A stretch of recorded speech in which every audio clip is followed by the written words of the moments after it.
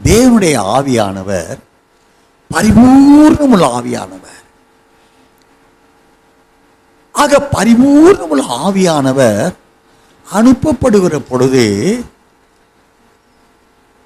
அந்த பரிசுத்த பரிபூர்ண ஆவியானவரால் உண்டாக்கப்படுகிறவர்கள் பரிபூர்ண பரிசுத்தர்களாக இருக்கிறார்கள். அருமைய இரட்சகர் அவர் பரிசுத்தம் உள்ளவர் என்னப்படுவார். ஆகையினால் அவர் தேவகுமார் என்னப்படுகிறார். அதனுடைய நிறைவை பாருங்க. அருமைய இரட்சகர் ஞானஸ்நானம் பெற்று கரையேறின உடனே தேவன் சாட்சி கொடுக்கிறார். பரிசுத்த ஆவியானவர் மறுபடியும் நமக்கு மாதிரியாக ஏற்படுத்தப்பட அவர் மேல் ஆவியான வந்து அமர்ந்தது, அல்லது அபிஷேகித்த நிலை ஒரு புறாவை போல பரிசுத்த ஆவியானவர் மெதுவாக வந்து அவர் மேல் அமர்ந்து அவரை அபிஷேகிக்கிறார். அதன் பிறகு அதே ஆவியானவர் மார்க்கு சுவிசேஷம் 1ஆம் அதிகாரம் 10 வாசியம் தயவு செய்து. அவர் ஜலத்திலிருந்து கரையேறின உடனே வானம் திறக்கப்பட்டதையும் ஆவியானவர் புறாவை போல் தம்மேல் இறங்குகிறதையும் கண்டார். அன்றியும் நீர் என்னுடைய நேசகுமாரன், உம்மில் பிரியமாயிருக்கிறேன் என்று வானத்திலிருந்து ஒரு சத்தம் உண்டாயிற்று. ஹல்லேலூயா.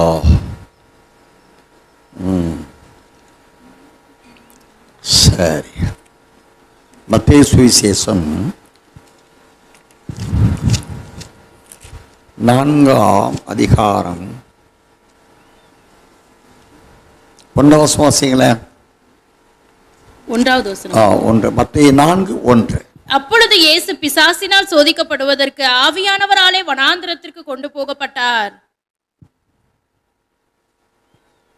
ஹல்லேலூயா. இந்த வசனம் சொல்றேன். லூக்கா 4ஆம் அதிகாரம் 1 வாசிங்களேன்.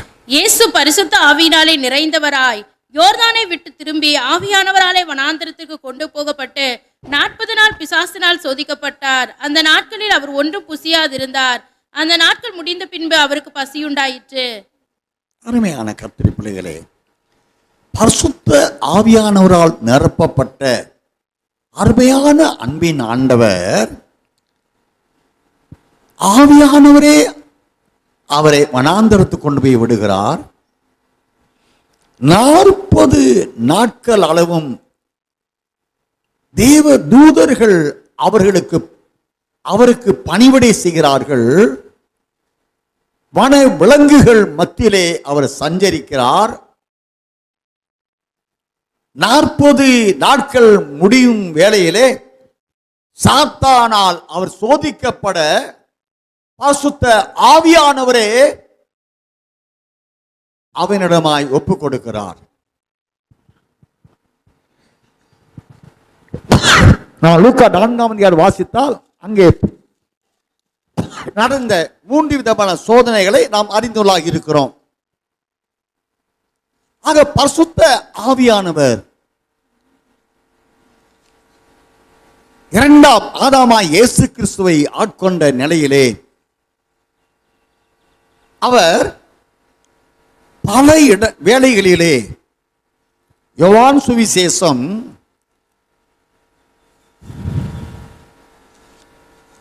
12ஆம் அதிகாரத்தில் 36 வாசிகள. ஒளி உங்களோடு இருக்கையில் நீங்கள் ஒளியின் பிள்ளைகள் ஆகும்படிக்கு ஒளியினிடத்தில் விசுவாசமாய் இருங்கள் என்றார்.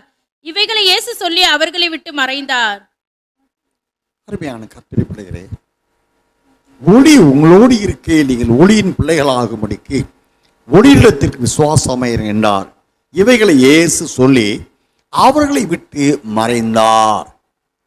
எங்க நாசரேத்தில் நடந்த சம்பவம் என்றால், இவரை பிடித்து கொலை செய்ய நாசரேத்தூர் ஒரு மலை உச்சியிலே அது இருக்கக்கூடிய ஒரு கிராமம். அங்கேதான் இவர் வளர்ந்தார். அங்கே உபதேசிக்கிறார். இவரோடு பிறந்த யூதா, யோசே, யாக்கோபு, சீமோன் என்ற சகோதரர்களார் நம்மோடு இருக்கிறார்களே, இவருடைய உடன்பர சகோதரிகள் நம்மோடு இருக்கிறார்கள். இப்படி இருக்க இவனுக்கு இந்த வல்லமை வந்தது எப்படி என்று இவரை விசுவாசிக்க விடாதபடிக்கு அவிசுவாசத்தை சாத்தான் உண்டாக்கினான். அதனாலே இவரை அங்கு உருட்டி கொலை செய்வதை எத்தனைத்தார்கள். அவர் நடுவே இருந்த ஆண்டவர் கடந்து போனார். வாசிக்கிறோம். தொடர்ந்து யோவான் சுவிசேஷம் 8ஆம் அதிகாரம் 59 வாசிங்களேன். அப்பொழுது அவர் மேல் எரியும்படி கல்லுகளை எடுத்துக்கொண்டார்கள். இயேசு மறைந்து அவர்கள் நடுவே கடந்து தேவாலயத்தை விட்டு போனார். லூக்கா 4ஆம் அதிகாரம் 30 வாசிங்களேன்.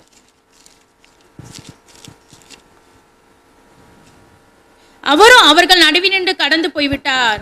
இப்படி அநேக இடங்கள்லங்க அவர் நடுவே இருந்து கடந்து போகிறார். அவர் நடுவுதான் இருக்கிறார். நீ அப்போஸ்தலர் நடபடி புஸ்தகம் 12ஆம் அதிகாரம் 10 வாசிங்களேன். அவர்கள் 1ஆம் காவலையும் 2ஆம் காவலையும் கடந்து நகரத்திற்கு போகிற இருப்பு கதவண்டையிலே வந்தபோது அது தானாய் அவர்களுக்கு திறவுண்டது. அதன் வழியாய் அவர்கள் புறப்பட்டு ஒரு வீதி நெடுக நடந்து போனார்கள். உடனே தூதன் அவனை விட்டு போய்விட்டான். அருமையான கர்த்தருடைய பிள்ளைகளே, பரிசுத்த ஆவியானவரால்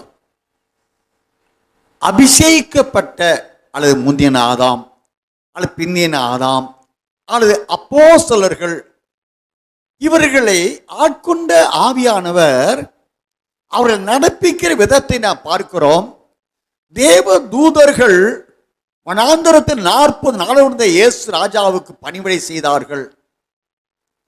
இந்த முடிவான ரட்சிப்புக்குரியவர்கள் இருக்காங்களே, இவர்கள் இந்த அப்போஸ்தலருடைய காலங்கள் ஆதி திருச்சபையின் காலம் ஏறக்குறைய கிபி 2ஆம் நூற்றாண்டு நிறைவு வருகிற வேளையிலே பரிசுத்த ஆவியானவர் சபையில் நடுவே உறவாடுதல் உலாவுகிறது. இதை நிறுத்தி கொண்டார். காரணம், சாத்தான் விசுவாச துரோகத்தை உண்டாக்கினதினாலே. அதன் பிறகு ஆண்டவர் முடிவான காலத்திற்கு ஆக வைத்திருந்த அந்த ரட்சிப்புக்கு உரிய பலவான்கள் அல்லது முடிவு காலத்துக்குரிய பரிசுத்தவான்கள், எசையா 62ஆம் அதிகாரம் 11ஆம் வசனம் வாசித்தா அவங்க அடைந்த அந்த ரட்சிப்பு முடிவு வரைந்தமும் எரிந்து கொண்டிருக்கிற பிரகாசமான ரட்சிப்பு வாழ்க்கை என்னெல்லாம் நாம் தியானம் செய்திருக்கிறோம். ஆக இப்படிப்பட்ட ஆதி திருச்சபையில் இருந்த ரட்சிப்பு அவர்கள் சபையின் அங்கமாவதற்கு ஏற்படுத்தப்பட்ட ரட்சிப்பு. ஆனால் கிபி 2ஆம் நூற்றாண்டின் நிறைவுறுகிற 3ஆம் நூற்றாண்டு ஆரம்பமாகிற வேளையிலே அந்த ரட்சிப்பை சபை இழந்து விட்டது. மறுபடியுமாக தேவன் பூர்வமான ரட்சிப்பை வைத்திருக்கிறார். அந்த ரட்சிப்பு பெரிதான ரட்சிப்பு. தேவனே சொல்கிற இவ்வளவு பெரிதான ரட்சிப்பு என்று அந்த தேவாதி தேவன் சொல்லுகிறார். முடிவான ரட்சிப்பு, நிலையான ரட்சிப்பு. இந்த ரட்சிப்புக்குரியவர்களை தேவன் நீ எபிரேயர்கள் நிருபம் 1ஆம் அதிகாரம் 14ஆம் வசனத்தை வாசிக்கலாம். ரட்சிப்பை சுதந்தரிக்க போகிறவர்களின் நிமித்தமாக ஊழியம் செய்யும்படிக்கு அவர்கள் எல்லாரும் அனுப்பப்படும் பணிவிட ஆவிகளாய் இருக்கிறார்கள் அல்லவா? அந்த ரட்சிப்பை அடைந்து கொள்ளுகிற முடிவான காலத்தில் ஆதி திருச்சபையின் ரட்சிப்பு அதுக்கு 2ஆம் நூற்றாண்டு சாத்தாத அந்த ரட்சிப்புக்குரியவர்களை பின்மாற வைத்தான் அல்லது இரத்த சாட்சியா மறிக்க வைத்தான். ஆக சபை என்ற நிலையில் ரட்சிப்பு என்பது சபைக்கும் ரட்சிப்புக்கும் இடைவெளி பெரிதாகிவிட்டது. ஆகையினாலே இடைப்பட்ட காலங்கள் கிபி 1513வது ஆண்டு காலம் வரைக்கும் சபையின் காலம் ஒரு இருண்ட காலமாக இருந்தது. அதன் பிறகு மார்ட்டின் லூதர் மூலமாய் ஒரு பொட்டஸ்ட் உண்டாகி ரட்சிப்பு ஞானசான் என்ற நிலைகளுடைய வாசனை வெளிப்பட்டது. இந்த ரட்சிப்பு வளர்ந்து முடிவான காலத்திற்கு என்று வைக்கப்பட்டிருக்கிற இந்த ரட்சிப்புக்குரியவர்கள் என்னுடைய ஆவிக்குரிய அனுபவம் இங்கே இவர் நடுவே பேசிக்கொண்டிருக்க அவர் நடுவே இருந்து கடந்து போய் விடுகிறார்கள்.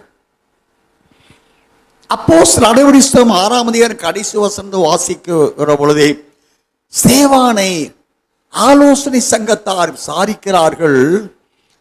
அவர்களுக்கு முன்பாக ஸ்தேவானின் முகம் ஒரு தேவதூதனுடைய முகம் போல மாறுகிறது. இது ஆதி திருச்சபையின் அனுபவங்க. அப்போஸ்தலர் 7ஆம் அதிகாரம் 55ஆம் வசனம் வாசித்தா ஸ்தேவான் பரிசுத்த ஆவிக்குள் நிரம்பினவராய் வானம் திறந்திருக்கிறதை அவருடைய கண்கள் பார்க்குது.